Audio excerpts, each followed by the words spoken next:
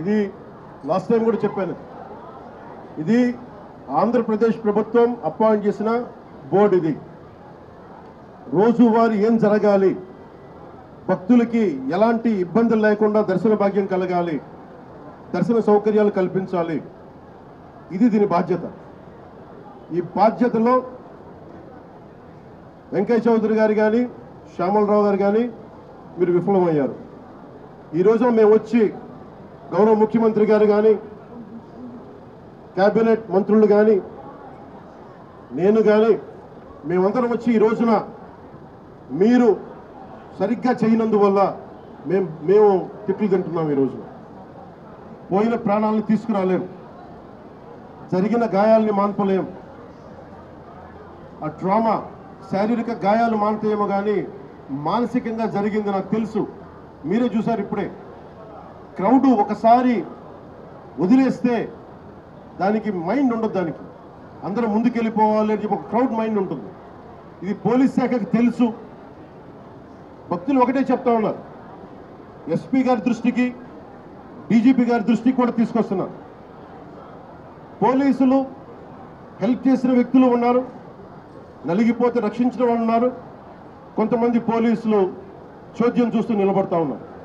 రెండు నా దృష్టికి వచ్చినాయి. కొంతమంది బాధితులు సహాయం చేశారు, పోలీసు మాకు అండగా ఉన్నారు, ఇవి ఉన్నాయి. కానీ కొంతమంది పోలీసు మమ్మల్ని సరిగ్గా పట్టించుకోలేదు, సహాయ కార్యక్రమాలు చేయలేదు, నిలబడలేదు. ఇది కూడా ఉంది.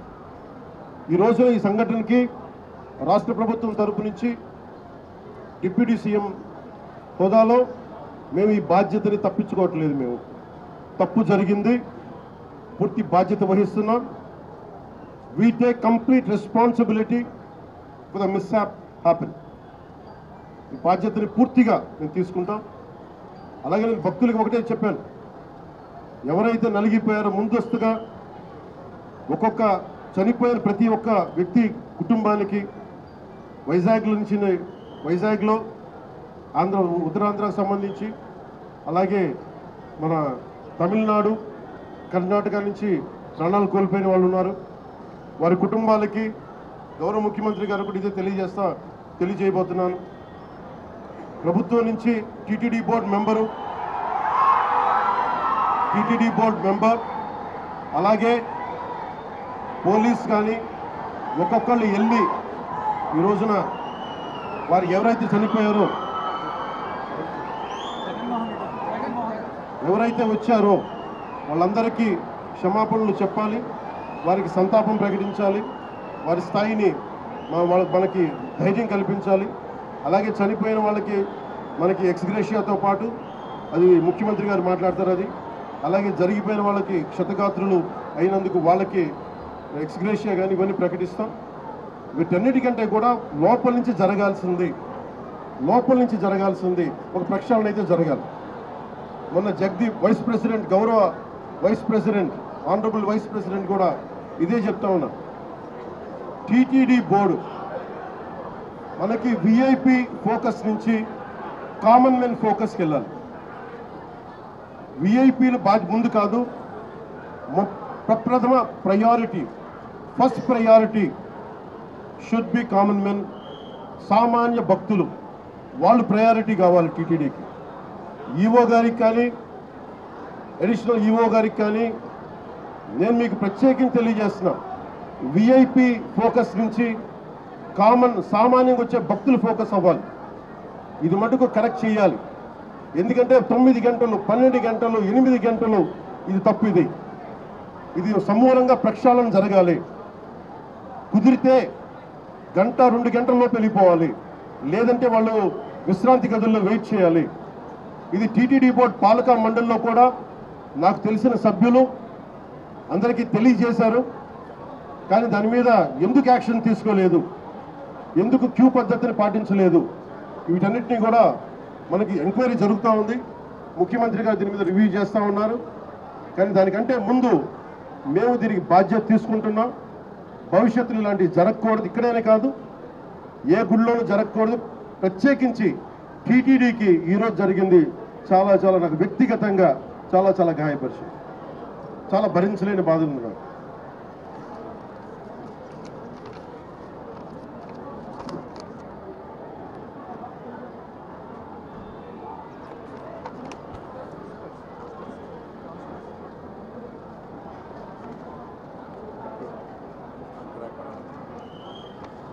ఎంతమంది పోలీస్ ఫోర్స్ ఉన్నారని చెప్పడానికి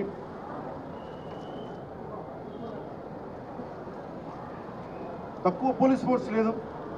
1100 మంది పోలీసులు, 2 అడిషనల్ ఎస్పీలు, 11 డిఎస్పీలు, 38 ఇన్స్పెక్టర్సు, 78 మంది సబ్ ఇన్స్పెక్టర్సు, స్పెషల్ పార్టీస్ 16 చొప్పున ఒక్కొక్క పార్టీకి 12 మంది, ఇవి కాకుండా 9 మంది తహసీల్దార్స్, మండల ఎగ్జిక్యూటివ్ మెజిస్ట్రేట్స్, మొత్తం 9 ప్రదేశాల్లో 94 కౌంటర్లో ఈ వైకుంఠ ఏకాదశి పర్వదినాన్ని పురస్కరించుకొని ఈ టికెట్లు ఇచ్చే పరిస్థితులు ఇంత బందోబస్తు చేసినా కానీ ఇలాంటి దుర్ఘటన జరగడం చాలా చాలా బాధ కలిగించింది.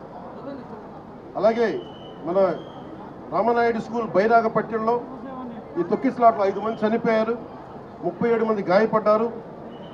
ఇది విష్ణు నివాసం దగ్గర ఒకళ్ళు చనిపోయారు. చనిపోయిన 6 మందిలో 4 మంది ఆంధ్ర నుంచి, ఒకరు తమిళనాడు నుంచి, ఇంకొకరు కర్ణాటక, కేరళ ఉంది. దీనికి చిన్న కన్ఫ్యూజన్, కర్ణాటక అని చెప్తా ఉన్నారు, కేరళ నుంచి.